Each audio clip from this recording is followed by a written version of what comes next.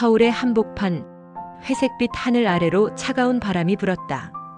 거리에는 사람들의 발걸음이 분주했고 어디선가 군고구마 냄새가 희미하게 흘러나왔다. 그 길 한복판을 한 노인이 천천히 걸어가고 있었다. 허름한 점퍼, 구겨진 모자, 그리고 찢어진 비닐봉지 하나. 노숙자라 해도 이상하지 않을 차림이었다. 하지만 그의 걸음에는 묘한 단단함이 있었다. 그의 이름은 정만호. 국내 굴지의 대기업을 일군 회장이었다. 그러나 지금 이 순간 그를 알아볼 사람은 아무도 없었다. 그가 향한 곳은 도심의 한 은행. 손녀가 다니는 바로 그 지점이었다. 손녀의 예비 신랑 박준호 대리가 일하는 곳이기도 했다. 며칠 전 손녀가 그를 집에 데려왔을 때 정 회장은 청년의 공손한 인사와 반듯한 말투에 내심 호감을 느꼈다. 하지만 마음 한켠엔 오래된 의심이 자리 잡고 있었다. 사람은 상황이 어려울 때 진심이 드러나는 법이지. 그래서 오늘 그는 직접 그 청년을 시험하기로 했다. 그 어떤 권위도 부도 내려놓고 거지 행색으로 은행을 찾아온 것이었다.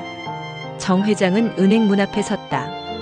유리문 너머로 따뜻한 실내와 반짝이는 바닥이 보였다. 그는 문을 열려고 손잡이에 손을 댔다. 저기요 어르신, 어디 가십니까? 예, 은행에 좀 볼 일이 있어서. 볼 일이요? 무슨 볼 일이신데요? 경비원은 정 회장의 차림새를 보고 인상을 찌푸렸다. 손에는 낡은 비닐봉지, 옷은 먼지투성이, 신발은 닳아 있었다. 그는 마치 진짜 노숙자를 대하듯 한 걸음 물러섰다. 여기 은행 안에서는 영업 방해하시면 안 됩니다. 영업 방해라니요? 나도 고객이요. 고객이요? 어르신, 여기서 구걸 같은 거 하시면 안 돼요. 밖으로 나가주세요. 정 회장의 얼굴이 잠시 굳었다. 하지만 그는 화를 내지 않았다. 그저 천천히 말했다. 나는 돈을 맡기러 왔소. 돈이요? 그래요, 좀 많습니다. 많다고요? 네, 알겠습니다. 잠깐만요. 그가 문을 막아서는 순간 안쪽에서 누군가 다가왔다. 무슨 일이에요? 이분이 입금하러 오셨답니다. 근데 보시다시피. 직원은 정 회장을 흘끗 쳐다보고 불편한 미소를 지었다. 어르신, 여기 앉아서 조금만 기다리세요. 담당자 불러드릴게요. 그의 말투에는 무시와 형식적인 친절이 섞여 있었다. 정 회장은 아무 말 없이 그 시선들을 다 받아냈다. 그리고 묵묵히 말했다. 그래요, 기다리죠. 그는 천천히 은행 안으로 들어섰다. 그의 발걸음이 유리문을 지나자 따뜻한 공기 속에서도 묘한 냉기가 감돌았다. 사람들의 시선이 그의 등 뒤를 따라다녔다. 창구 쪽으로 걸어가며 정 회장은 속으로 생각했다. 그래, 이게 현실이지. 사람은 겉모습으로 판단하니까. 하지만 그는 오늘 그 겉모습에 속지 않는 단 한 사람을 보고 싶었다. 그 사람이 바로 손녀의 예비 신랑 박준호였다. 그 시각 창구 한편에서 고객을 응대하던 박준호 대리가 이 광경을 눈치챘다. 노숙자 차림의 노인이 비닐봉지를 들고 창구로 걸어오는 모습. 순간 박준호의 얼굴에 미묘한 표정이 스쳤다. 그는 잠시 망설였다. 하지만 곧 자리에서 일어나 노인을 향해 다가갔다. 어르신, 제가 도와드릴까요? 정 회장은 고개를 들었다. 그 눈빛에는 미묘한 미소가 서려 있었다. 그래, 젊은이. 내가 어떤 사람인지 이제 알게 되겠구나. 이날의 만남은 단순한 거래가 아니었다. 겉모습으로는 결코 볼 수 없는 사람의 진심을 가르는 시험의 시작이었다. 그리고 이 작은 만남은 그들 모두의 인생을 바꿔놓게 된다. 은행 안 공기는 묘하게 싸늘했다. 정만호는 천천히 창구 앞에 섰고 그 앞에는 젊은 직원 박준호 대리가 자리하고 있었다. 그의 표정에는 약간의 당황스러움이 묻어 있었다. 허름한 차림의 노인이 자기 앞에 서 있다는 것, 그리고 그 노인이 비닐봉지 속 무언가를 꼭 쥐고 있다는 것 때문이었다. 어르신 도와드릴까요? 그래요, 젊은이. 돈을 좀 맡기고 싶소. 입금이요? 금액이 얼마나 되시죠? 5천억 원이요. 그의 말이 끝나자 주변 공기가 멈춘 듯 고요해졌다. 박준호는 순간 귀를 의심했다. 예? 5천억이요. 정 회장은 담담히 고개를 끄덕였다. 들었어. 현금으로. 주변 직원들이 속삭이기 시작했다. 저 사람 모레 5천억? 현금으로? 저 행색 좀 봐. 농담하는 거 아냐? 그들의 시선은 하나같이 비웃음과 경계심으로 가득했다. 그런데도 박준호는 잠시 깊게 숨을 들이쉬더니 자신의 자리로 돌아가 말했다.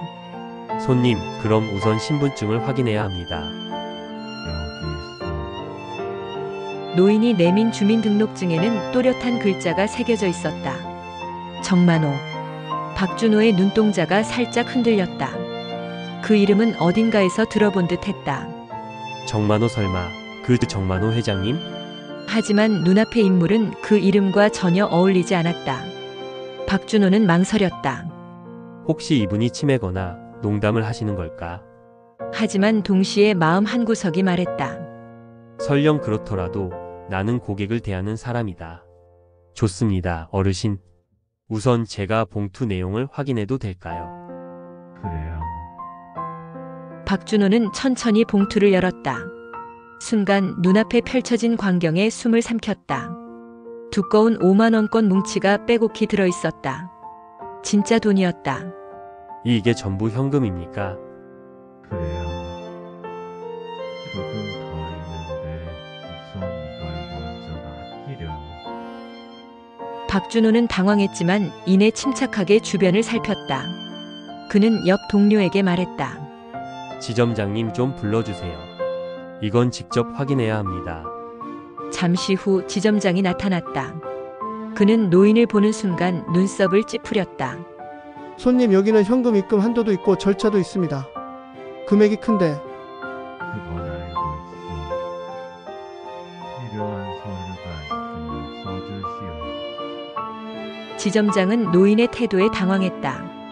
그의 말투는 분명 세련되고 단호했다. 겉모습과는 달리 어디선가 익숙한 기품이 느껴졌다. 그때 경비원이 다시 다가왔다. 지점장님, 이분 아까 입구에서 제가 제지했는데요. 그냥 구걸하러 오신 줄 알고. 지점장은 그 말에 눈살을 찌푸리며 노인을 바라봤다. 어르신, 죄송하지만 혹시 이 돈 어디서 나신 겁니까? 그건 내가 이 평생 모은 돈이야. 혹시 증빙 서류나 통장 있으신가요? 없어. 새로 만들려. 지점장은 잠시 망설였다. 이 상황 뭔가 이상하다. 그러나 박준호는 조용히 입을 열었다. 지점장님, 우선 손님께 따뜻한 자리라도 마련해드리죠. 돈이 진짜든 아니든 고객 응대는 똑같이 해야 하지 않겠습니까? 그 말에 직원들이 잠시 조용해졌다. 정 회장은 그 말을 들으며 고개를 끄덕였다. 그래, 이 청년 겉모습보다 마음을 먼저 봤다. 그날 은행 안의 모든 시선이 그 한 청년에게 쏠렸다. 박준호는 노인을 위한 차를 준비하고 의자를 내어주며 말했다. 어르신 잠깐만 기다리세요.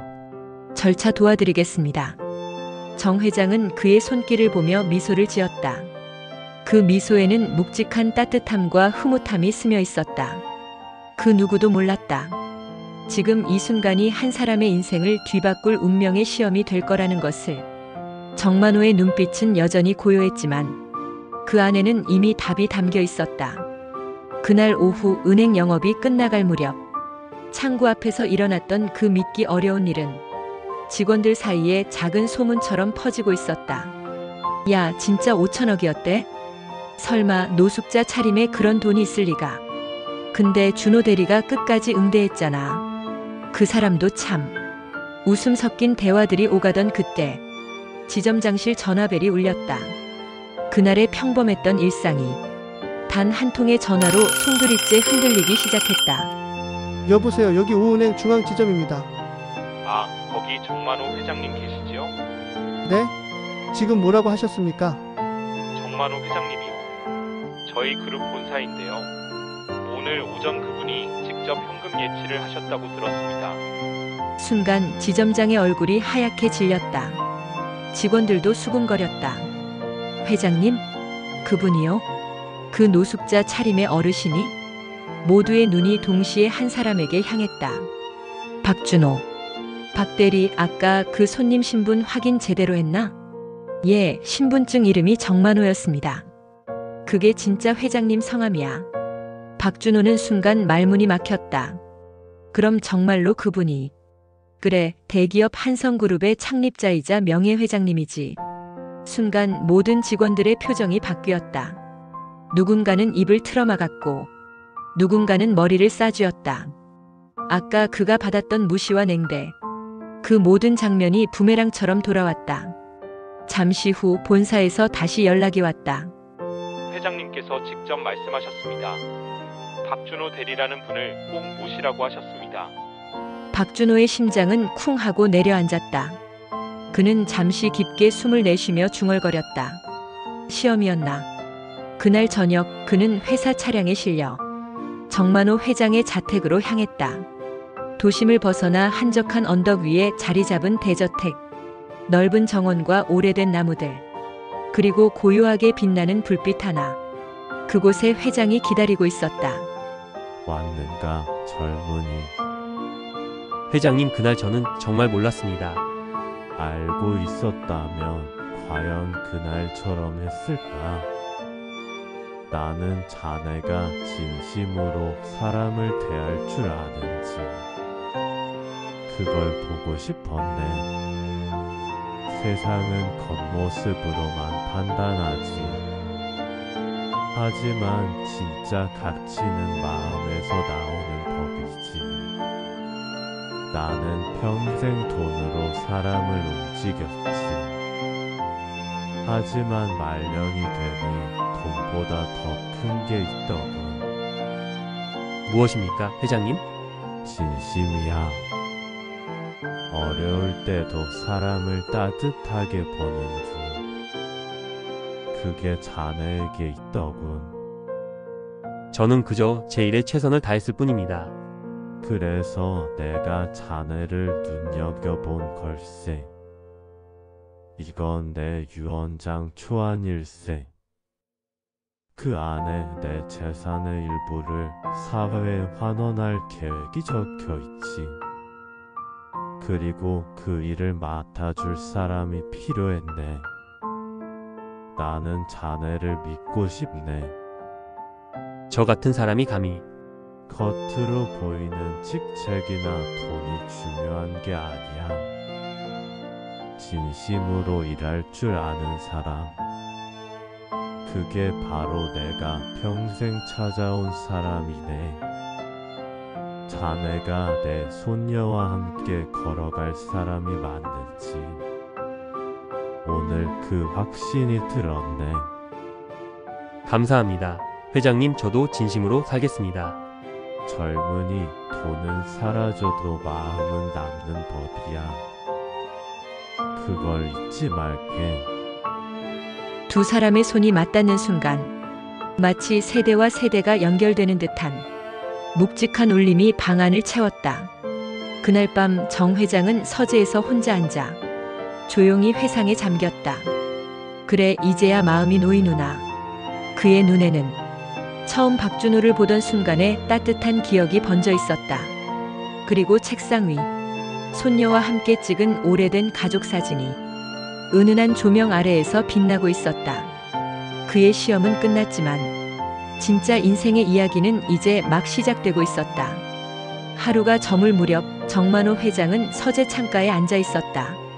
유리창 밖으로는 봄비가 부드럽게 내리고 그 빗소리 사이로 은행에서 있었던 일이 마치 어제처럼 또렷이 떠올랐다.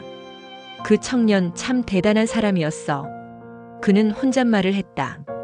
노숙자 행색의 자신을 끝까지 존중하고 마지막까지 따뜻한 눈으로 대해주던 박준호. 그날의 젊은 목소리가 아직도 귓가에 남아 있었다. 며칠 뒤 회장은 손녀 지은을 불렀다. 지은은 평소와 다름없이 밝은 얼굴로 문을 열었다. 할아버지 찾으셨어요? 그래, 잠시 얘기 좀 하자꾸나.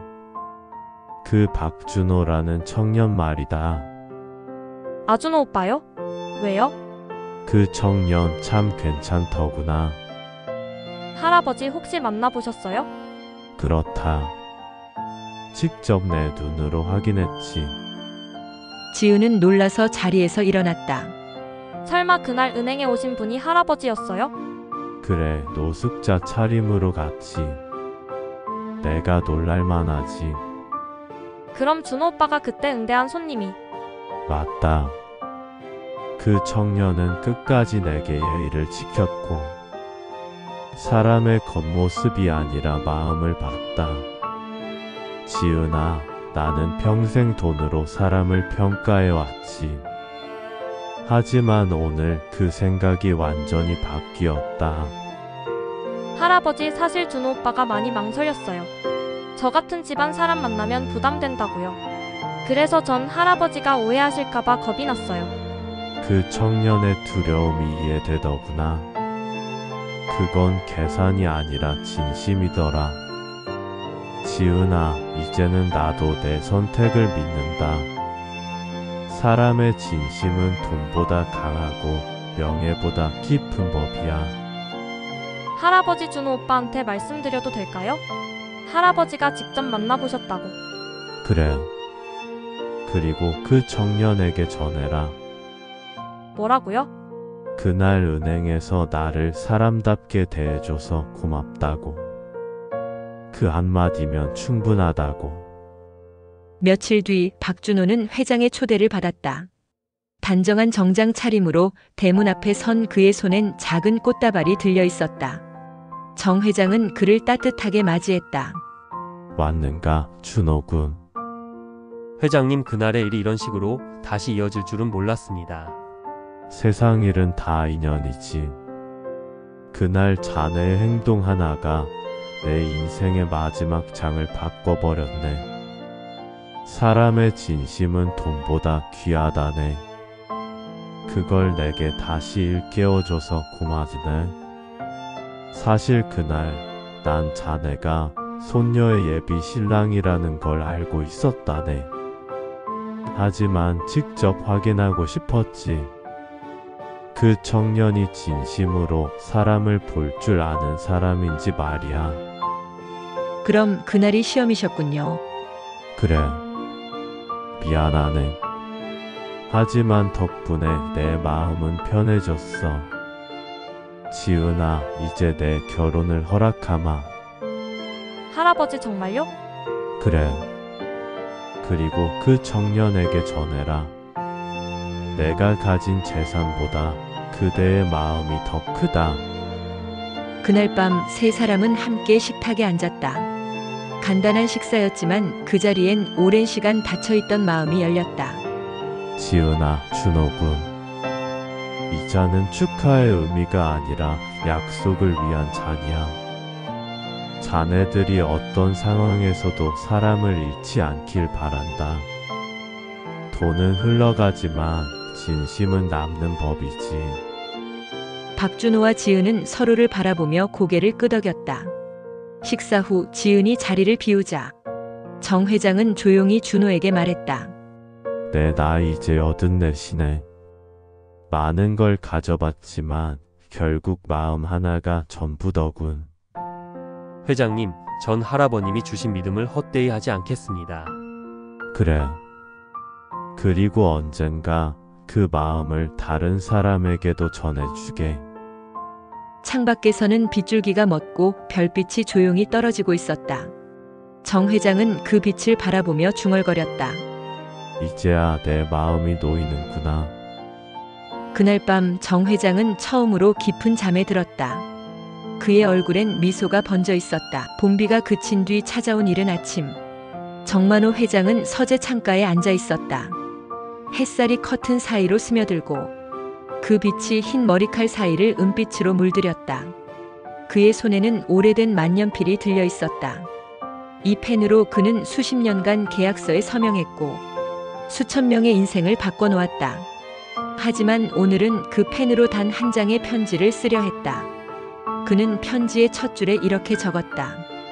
지은아, 그리고 준호군에게.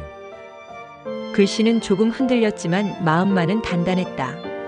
내가 가진 재산의 절반은 사회에, 나머지는 너희 두 사람의 손에 맡기려 한다. 하지만 이 돈은 너희의 것이 아니라 누군가의 희망이 되어야 한다. 희망 그래, 결국 돈은 흘러야 하는 것이지. 사람의 가치는 그가 얼마나 베푸는가에 달려있다. 준호군, 자네는 나에게 그걸 가르쳐준 사람이네. 며칠 후 회장은 몸이 급격히 약해졌다. 의사는 안정을 권했지만 그는 미소 지었다. 이제는 몸이 아니라 마음이 쉬어야 할 때지. 지은은 매일 병실을 찾았다. 준호 역시 퇴근 후면 늘 곁을 지켰다.